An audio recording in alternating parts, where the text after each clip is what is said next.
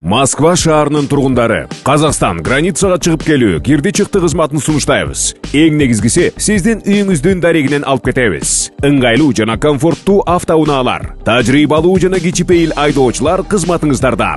Эч кандай пересадкасы жок. Границага чейин барабыз жана границадан өтүүгө жардам көрсөтөбүз. Регистрацияңыз просроченный болуп, же базадан чыкпай жатса, жана кандайдыр бир штрафтарыңыз болсо, кабатырланбаңыз. Бизге чалыңыз. Туура маалымат беребиз. Чорный списоктон текшерип, анан жолго чыгабыз. Толук маалымат жана WhatsApp +7 925 017 16 16 +7 929 654 45 64. Камчыбек Ташиев Ошто сел жүргөн аймактарды тик учак менен көрүп чыкты. Бүгүн 19-июлда УКМКнын төрагасы Камчыбек Ташиев Ошто сел жүргөн аймактарды тик учак менен көрүп чыкты. Анын сүрөт видеолорун журналист Өткүрбек Рахманов Facebook'тагы баракчасына бөлүштү. Ал белгилегендей, Ташиев өзгөчө кырдаалдар министри Болбек Ажекеевке, президенттин Ош облусундагы ыйгарым укуктуу өкүлүнө, Ош шаарынын мэрине жана тийиштүү жетекчилерге жеринен ыкчам тапшырмаларды берген. Ошондой эле атайын кызматтын төрагасы селден жабыркаган жергиликтүү тургундардан кабар алган. Садыр Жапаров көз ачыктарды жарнамалоого тыюу салган мыйзамга кол койду. Президент Садыр Жапаров жарнама жөнүндө мыйзамга өзгөртүүлөрдү киргизүү тууралуу мыйзамга кол койду. Бул тууралуу бүгүн 19-июлда өлкө башчынын маалымат кызматынан билдирди. Маалыматка ылайык, мыйзам жогорку кеңеш тарабынан 12-июнда кабыл алынган. Кабыл алынган мыйзамга ылайык оккультизм, мистикалык кызмат көрсөтүүлөрдү жана аларды көрсөтүүчү жактарды жарнамалоого жол берилбейт. Мыйзамдын максаты жарандардын аң сезимин кандайдыр бир оккульттук, сыйкырдуу жана башка анык эмес ыкмалар менен кызмат көрсөтүү жаатында өз пайдасын алуу үчүн тигил же бул милдеттерди чечүүнү сунуш кылган кызмат көрсөтүүнү болтурбоого багытталган деп жазылат маалыматта. Булак Суберкежи. Коңшу Казакстан селден кийин Кыргызстанга 40 тонна жардам жөнөттү. Бүгүн 19-июлда селден жабыркагандар үчүн Кыргызстанга Казакстандан гуманитардык жардам келди. Өзгөчө кырдаалдар министрлигинен билдиргендей, гуманитардык жардамдын салмагы 40 тонна. Анда азык-түлүк жана күнүмдүк колдонулуучу гигиеналык каражаттар бар. Биз биргемиз Казакстан кайрымдуулук фонду өлкөнүн Дем клиникасы тиш ооруларын дарлоо жана тиш салуу кызматын көрсөтөт. Стоматология заманбап техникалык каражаттар жана материалдар менен камсыздалган. Жогорку даражадагы стоматологдор өз ишинин сапатына кепилдик беришет. Кандай гана оор абалдагы тиш болсо да оорутпай алып салабыз. Жулабыз. Тиштерди кесипкөй чеберчиликте гигиеналык тазалоодон өткөрөбүз. Брекет системабыз да бар. Шаары. Метро Нахимовский проспект, Сибашская көчөсү 7, корпус 2. Метрого жакын жайгашкан. 5 мүнөт гана жөө басасыз. Селден жабыркаган кыргыз элине жардам жөнөттү. Бүгүн гуманитардык жардам Ош облусун карай жол тартты деп айтылат маалыматта. Булак Суберкежи. Орусиянын дагы бир облусунда мигранттарга такси айдап иштөөгө тыюу салынды. Орусиянын Томск облусунун губернатору Владимир Мазур өзүнүн жарлыгы менен эмгек мигранттарынын ишмердүүлүгүнө чектөө киргизди. Бул тууралуу ТАСС агенттиги жазды. Ал мындай чечимди улуттук диаспоралардын өкүлдөрүнүн катышуусунда кабыл алганын Telegram каналына жазган.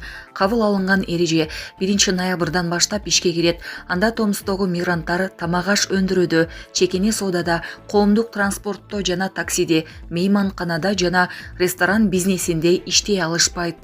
Мазур аймактын ишканаларынан өз кызматкерлерин жаңы эрежелерге алдын ала ылайык келтирүүнү суранды.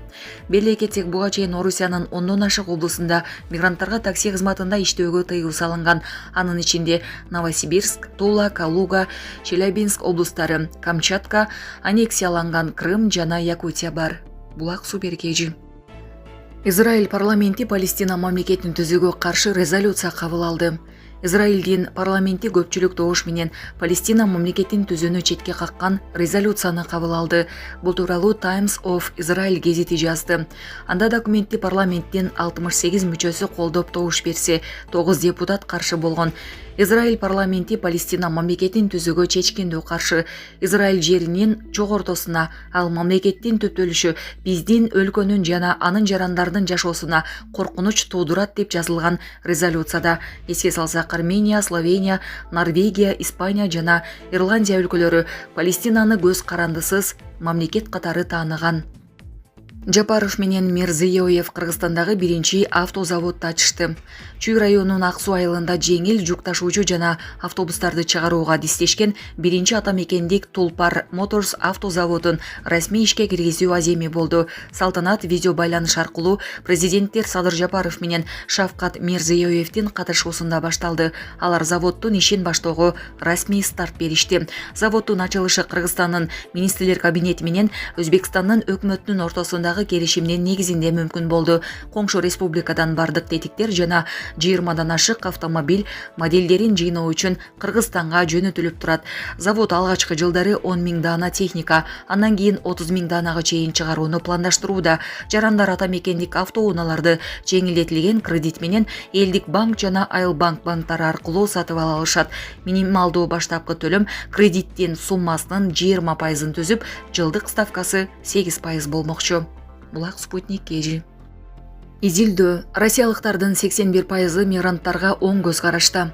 10 россиялыктын 8-inde мигранттарга карата терс сезимдери жок жана алардан кооптонбойт. Бул тууралуу бүткүл россиялык коомдук пикирди изилдөө борборунун саясий изилдөөлөр департаментинин жетекчиси Михаил Маманов билдиргенин РИА Новости жазды. Маалыматка ылайык сурамжылоого катышкандардын 12% гана терс сезимдери бар экенин белгилешкен.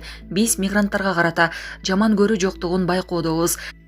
Респонденттердин 81% мигранттарга карата терс эмоциялар жок экенин айтышты. Бул чоң эле көрсөткүч, дагы 12% гана терс сезимдерге дуушар болушарын билдиришти, деген Маманов. Ал Россия сегодня эл аралык мультимедиалык маалымат борборунда өткөн улуттар аралык биримдик Россиянын өнүгүүсүнүн пайдубалы аталышындагы тегерек столго катышкан изилдөөнүн негизги тыянагы россиялыктардын арасында улуттар аралык мамиледе позитивдүү басымдуулук кылат. Ошондой эле ал россиялыктардын 79% башка улуттагы коңшулар менен алаканы дос, тынч, зыяны жок деп баа беришкенин белгиледи. Булак Спутник Эжи.